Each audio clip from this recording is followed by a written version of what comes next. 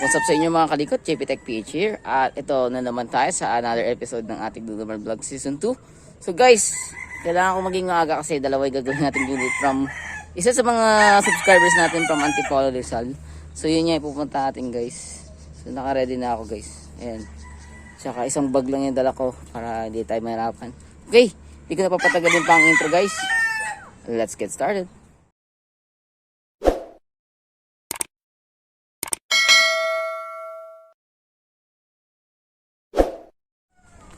So yun nga guys, kung mapapansin nyo, may bihira lang aking tanggap ng home service dito sa panahon ngayon. So yun nga guys, may mga upcoming home service pa ako. Babalik pa ako ng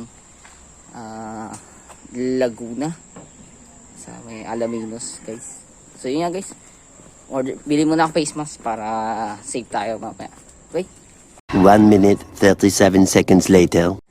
So nga guys, kahit sabihin natin na optional na or voluntary na yung pagsuot ng face mask, importante pa rin na may face mask ka sa crowded places. So pag uncrowded naman, hindi na inaalaw na magsuot ng face mask.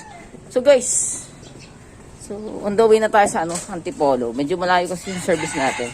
Kaya nagpa-require na si client na magpa-home service kasi dalawa yung gagawin yun. Siguro nakahasa na siya sa Lalabu. Okay guys, sakay mo na tricycle. Magbabalik naman ako. 15 minutes later. So yun guys, nagpunta muna ako ng 7-Eleven para bumili ng aking maiinom. So, eto nga. Not sponsored to Pocari Sweat. Para na-rehydrate tayo pagka naglalakad. So yun nga guys, malapit na ako sa sakayan ng jeep. Bali bababa pa ako ng ng Caloocan sa may EDSA Bus Carousel. So kapang ko na lang kasi hanggang December na lang yung free ride doon. Sige guys, balik naman ako. So nandito ako ngayon sa Monumento Circle.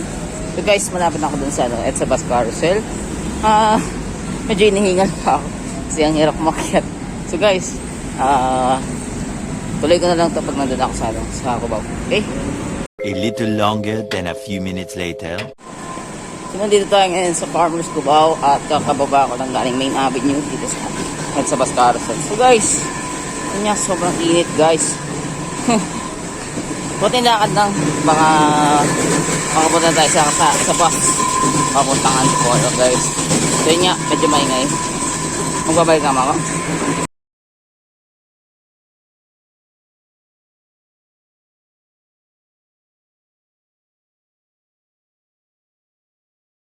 So much later that the old narrator got tired of waiting and they had to hire a new one.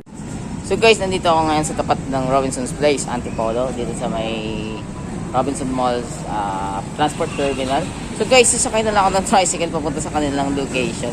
So na-chat na sa akin yung location na napupuntahan ko ngayon. So nga, yun nga guys, kita-kits na lang pag nandun na tayo sa area ng ating client. Magpapalit naman ako. Several bad puns later. So yun na nga, nandito na ako sa location guys. Kasama ko nga pala yung owner ng dalawang component.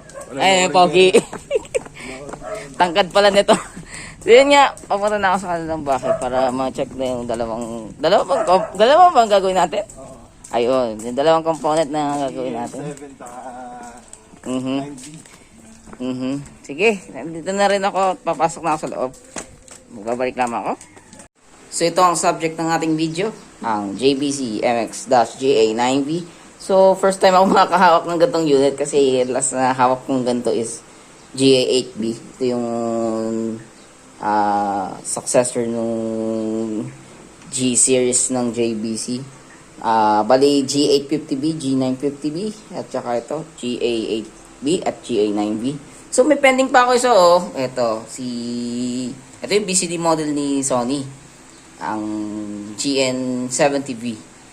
So ito muna, focus muna tayo kasi may mga issue daw siya na hindi talaga maiwasan sa mga ganitong JBC unit, like hard press buttons. At ito pa, ang nagbumultong rotor encoder. Sakit po ito ng JBC. Huwag kayong mag-alala, it is fixable naman at the moment. So, bubuksan na natin yung unit para ma-check ko na kung ano mga another possible problems ng unit na to. Okay? Magbabalik naman ako. So, ito yung ating back panel ng ating JBC MX-GA9V. So, ito nga guys, nakikita nyo, marami pa yung unit. Mukhang kailangan ko palinisan to. Virgin pa tong unit na to. Kasi, yung mga, ano niya, yung mga connectors niya, tsaka yung sa tornilyo, sa insert naman, kumbaga, hindi siya magulo. Kasi ito lang remarks ko lang pagka mga gantong unit na nadala na ng ibang tech. Mapapansin nyo guys, iba na po yung assortment ng tornilyo. Pakita ko sa inyo guys. Wait lang. Ito yung kanyang tornilyo dito sa part ng voltage selector. Pagka iba na yung gamit na tornilyo, expected nyo na nagalaw na po ito ng ibang technician. Hindi ko naman po sinisisi ko sila dahil sa ganun na sistema. Pero guys, nakakadismaya. Pero kailangan kasi ganun talaga. Nangyayari talaga yan. Okay? Kailangan ko muna i-clean up tong unit na to kasi sobrang dumi na. At saka konting preventive maintenance na rin sa unit na to. Okay? Pabalik naman ako. A few inches later. So yun nga guys, kinalas na namin lahat ng units, lahat ng pyesa nitong JVC na to. So, yun nga, clean up na lang. Konting ayos pa sa mga buttons. Tapos, ito, pinapakinis nga niya yung back panel ng JVC. So yun nga guys,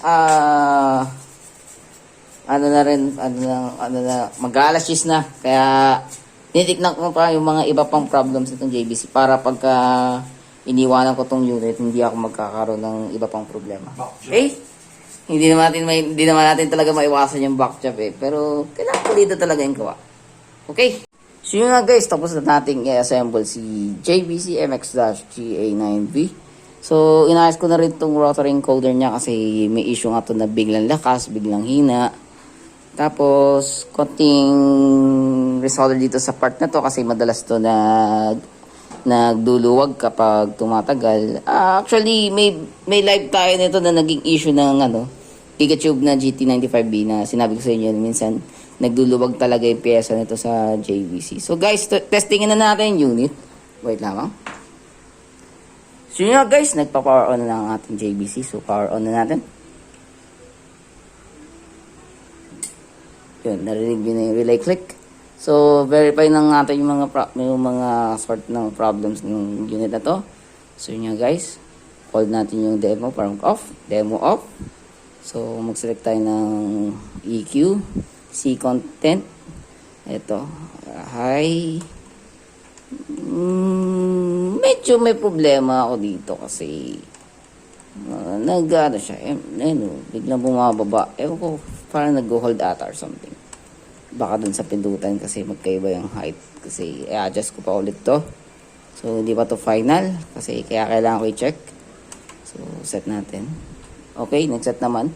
Kaso problema ko, nag-trip out yung buttons. Parang yung pinalitan ko kanina, hindi yata siguro maayos. So, check natin. So, yun nga. Try natin ulit pa. One more time. Set, sorry, nawala ko. So, ulitin ko ulit. So, toggle nyo po yung sound mode. Then, press the set display para lumitaw yung C content. And, tingnan nyo maigi kung So, parang bumababa kusa. Kaya kailangan kong ayusin yung height ng pindutan. Baka kasi sobrang taas. So, okay naman. Okay naman pero kailangan ko pa rin kalikutin to. So, subok na muna natin yung unit. Mamaya-maya lang. 15 minutes later. So, yun nga guys. Nag-break muna kami sa gudet kasi pumain muna ako. At okay na itong JVC natin. So, i-reassemble ko na lang siya guys. Yung problem dito sa tuning button tolerable naman. Pag i-hold naman siya, nagmamax. So, hindi na natin gagawin ito. Kasi pag gagawin pa natin, magde-deep dive na naman tayo sa likod para tanggalin lahat yung dapat tanggalin. Okay guys, reassemble ko lang yung unit. At bibigyan ko kayo ng konting sample ng sound test nito. Magbabalik naman ako.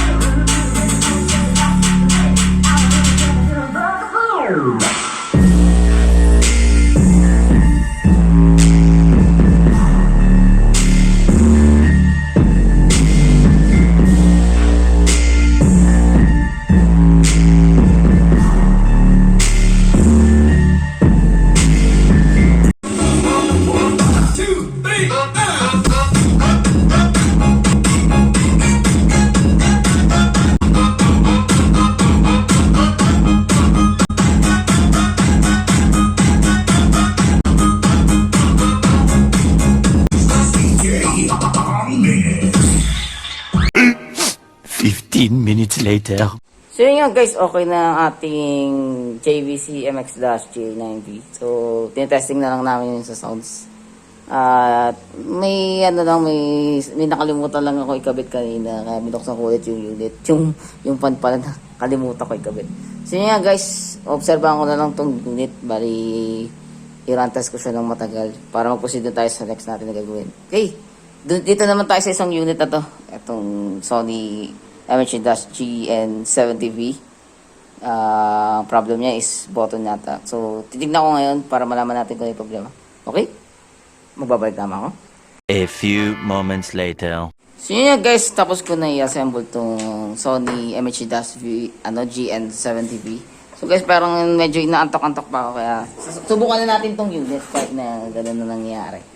Alright. Excited na ako rito kaya. Kapag anak ko lang sa round dito. So, may pending pa ako dito yung GN88D ayan yung GN88D ni Alfred Balolong. So, ito nga, napower on na natin yung unit. Ang problema, dahil wala ang nakakabit na CD module, magpaprompt na ng paulit-ulit itong C81. Sabihin yan, wala yung module. So, try natin galawin yung ayan. Okay naman, di na siya nag-joystick drifting. Kasi marumi na yung tack switch nito, kaya ayan. So, okay na. Kailangan ko lang talaga ibalik yung CD module niya para mawala tong C81 error. Okay guys, assemble ko muna yung unit. Magbabalik lang ako. So yun nga guys, na-assemble na natin si Sony MH-GN70V. So guys, hindi siya pwedeng ihang yung BCD nito dahil magkakos siya ng C81 error. So yun nga guys, nagsa-sound trip lang kami kasi hindi ko pwedeng i-play dahil copyrighted yung kanta. Ayun. Ayan lang kasi baka madali ako ng copyright dito. So okay na to. Yung unit na lang next, yung kay Alfred Balolong naman, yung GN88D. Okay na to guys. Nagsumasayaw na lang ako dyan sa video. Tignan nyo na lang. So yun nga, yun na, yung GN88D naman ang next. Magbabalik lang ako. So ito naman ang next natin gagawin, ang Sony MH-GN88D. So ito is previously nagawa ko na to. Bale, matagal na to. More than 7 months na siguro sa akin. Ang kaso niya ngayon is nag-ghosting yung buttons tapos nawala yung surround. So bubuksan natin yung unit na naman at may kailangan tayo tanggalin dyan or tignan ko yung parts dun sa surround niya kung may nasira. Okay, magbabalik naman ako. Much later. So yun nga guys, unfortunately dito sa unit na to, may tama na tong pinaka-surround volume block niya. Ito guys. Kasi nangyari, may hum naman, may sound naman pag hinihipo ko, pero wala na, hindi na nag-response dito pag nagpo-volume up and down. So wala na to. Either kung mapalitan, baka bumalik din lalo yung sira. So mag-focus tayo dito sa tuner at ito guys, since matagal nyo na tinatanong sa akin kung anong kailangan gawin. Guys, tatandaan nyo sa pag-adjust ng tuner, hindi talaga pwedeng ordinaryong screwdriver gagamitin nyo. Kailangan ay ceramic type na screwdriver. So yun nga. So yun nga. Try natin pihitin. At may magbabago ba? Sa frequency. So medyo kailangan kasi mag-lock up yung try natin maglipat ng station. So wala akong speaker ngayon guys, kaya ikakabit ko muna. Maya. Kailangan kasi lumabas yung stereo tune nito. Pag hindi pa rin lumabas guys, may problema na yung ayun. So yun nga guys, lumabas na yung stereo and tune. So konting calibrate lang dun sa mismo VCO ng tuner module. Bali yung tuner module nito replaceable. So try natin mag-scan ulit. Yun, nagla-lock up na. So ginalaw lang natin konti kasi yun, nagla-lock na yung stations kasi ito lang naman yung problema niya. So sa surround wala na talaga akong pwedeng solution dito kasi mangyari baka mag-replace lang din ng main PWB board kasi ni-replace na to before. Kaya yun nga guys, okay na. Subukan na lang natin. Magbabalik naman ako. Hindi lang ko siya pang sa may tindahan niya. Busy rin na player. So yun guys, okay na yung tuner niya at binalik ko na yung kanyang cover. So yun lang ang ating dito sa Sony MHD-GN88D. So kailangan ko lang obserbahan ng matagal kung magkakaroon pa ba ng random button presses issue. So chill muna ako ngayon. Magbabalik lang ako. 15 minutes later. So yun nga guys, after further testing itong Sony MHD-GN88D, so hindi na talaga nagloko yung kanyang buttons. Malalaman na lang ito pagka nasa kanila na itong unit. So yun nga guys, naglilikpit na lang ako kasi makalat pa dito sa aming gawa. At pauwi na rin ako guys. Gusto ko na rin magpahinga. Ay, bagay, ano pa pasok dito eh, tanghali pa eh. Okay. So yun nga guys, papahinga pa ako kasi pauwi na rin ako. Yan. Next, Okay. salamat dito tuloy ginawa itong ano ko. Sige. Magbabalik naman ako. Wala kami.